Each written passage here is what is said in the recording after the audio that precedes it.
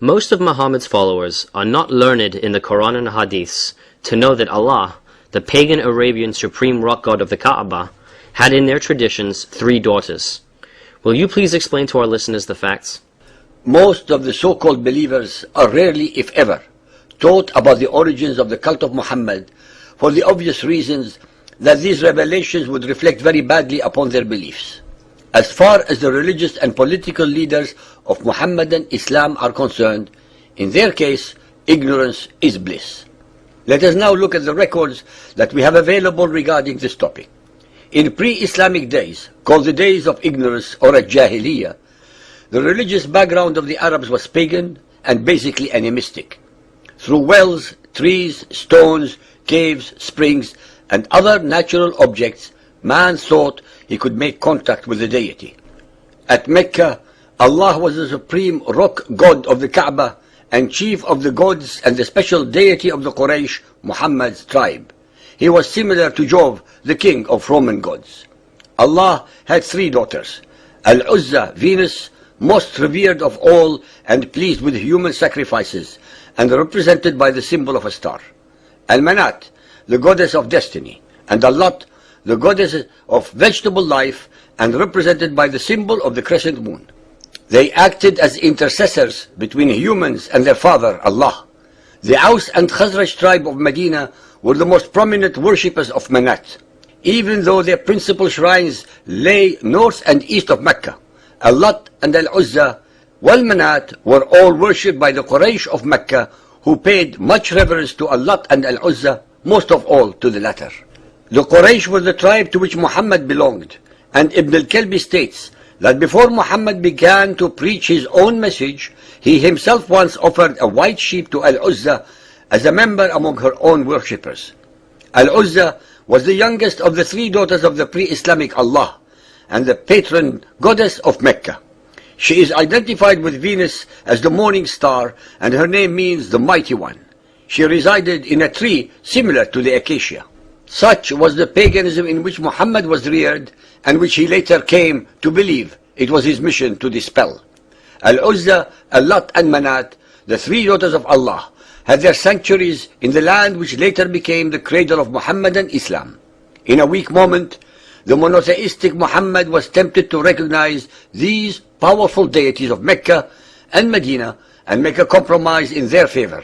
But afterwards, he retracted the revelation which he blamed upon Satan, and instead said to have received the form now found in Surah An-Najm, the star 53.19 to 20. Later theologians explained this case according to the principle of Nasikh and Mansukh, abrogating and abrogated verses, by means of which Allah revokes and alters the announcements of His will. This results in the cancellation of a verse and the substitution of another for it, as in Quran 2.100. Al-Tabari 6.108. When the Messenger of Allah saw how his tribe turned their backs on him, and was grieved to see them shunning the message he had brought to them from Allah, he longed in his soul that something would come to him from Allah that would reconcile him with his tribe. With his love for his tribe and his eagerness for their welfare, it would have delighted him if some of the difficulties which they made for him could have been smoothed, and he debated with himself and fervently desired such an outcome. Then Allah revealed Surah 53, and when he came to the words, "Have you thought Al-Lat and Al-Uzza and Manat, the third, the other?" Satan cast on his tongue, because of his inner debates and what he desired to bring to his people, the words, "These are the high-flying cranes, verily their intercession is to be hoped for." When the pagan Quraysh heard this, they rejoiced and were happy and delighted at the way in which he had spoken of their gods, and they listened to him, while the Muslims, having complete trust in their Prophet, with respect of the message which he brought to them from Allah, did not suspect him of error, illusion, or mistake. When he came to the prostration, having completed the surah, he prostrated himself, and the Muslims did likewise.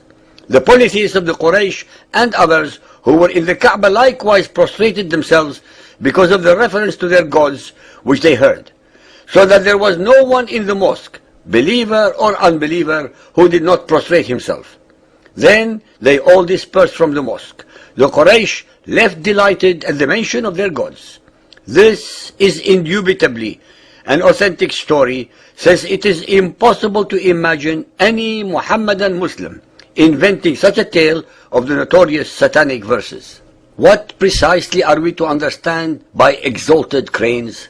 The Muhammadan authorities were as uncertain about the meaning of gharaniq as we are. But what they did know was that this was the refrain that the pagan Quraysh used to chant as they circumambulated the Kaaba. Al-Lat, Al-Uzza and Manat, the third, the other. Indeed, these are the exalted gharaniq. Let us hope for their intercession. It is unthinkable that the men of the later tradition, who regarded Muhammad in every respect as a perfect example for the faithful, would have deliberately invented a story so seriously compromising their prophet.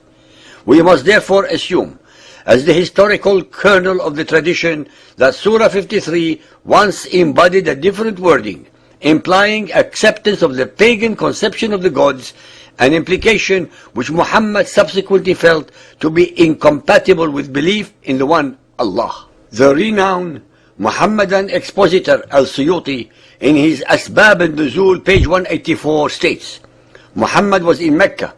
He read the chapter of the star. When he uttered, "Have you seen Al-Lat, Al-Uzza and the other third, Manat?" Satan instilled in his tongue, "These are the exalted idols, daughters of Allah, whose intercession is hoped." The infidel said that Muhammad had mentioned their gods with good words. Then, when he prostrated, they prostrated too. The great Sunni exegete Ibn Kathir, even though he doubted the veracity of this report, nonetheless had to admit that how the shaitan threw some falsehood into the words of the messenger and how Allah abolished that. وَمَنَات الثَّالِثَةَ الْأُخْرَى, and Manat, the third, the last. And Satan made him utter the words, تِلْكَ الْغَرَانِقَ الْعُلَاء وَإِنَّ شِفْعَتَهُنَّ لَا تُرْتَجَى. These are the exalted idols whose intercession is acceptable to Allah. Bukhari 2.177, narrated by Ibn Abbas. The Prophet prostrated while reciting An-Najm, and with him prostrated the Muslims, the pagans, the jinns, and all human beings. Dear listeners, the hadith asserts that all of humanity, as well as all demons, were witnesses to this event. Many traditionists have recorded it with reference to the chains of narrators. Among them more commonly known are Al-Tabari, Ibn Abi Hatim, Ibn al-Munzir, Ibn Mardoya, Ibn Ishaq, Musa ibn Uqba, and Abu Ma'shar. It is all the more strange that Ibn Hajar, a recognized authority on traditions, insists on the truth of this report and says, as we have mentioned above, 3 of its chains of narrators satisfy the conditions requisite for an authentic report.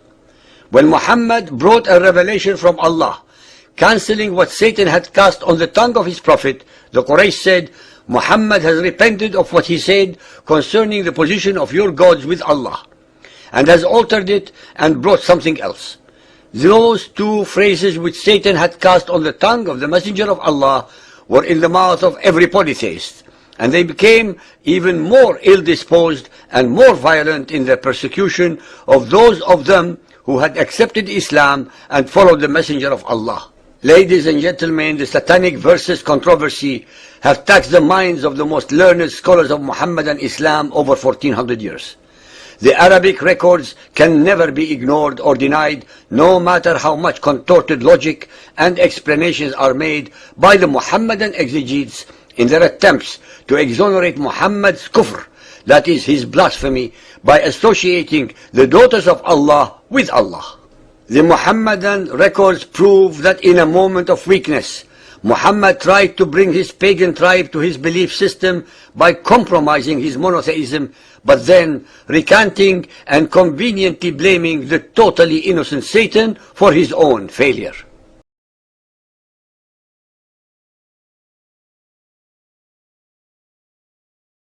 Isn't it? Well, it's interesting. In a way. There's a really important point. The Quranic language was almost entirely male until one of the women actually complained about it. She went to the Prophet and she said, why are these verses all talking about men? All the verses that came after that complaint were men and women, believing women.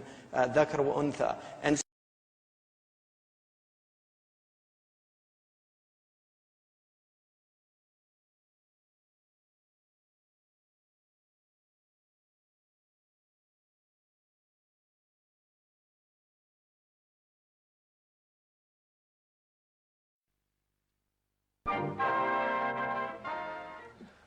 Från en smörsångare till en annan. Den som jag nu åsyftar är Emil Ford. Han heter en sångare som underhåller oss på 60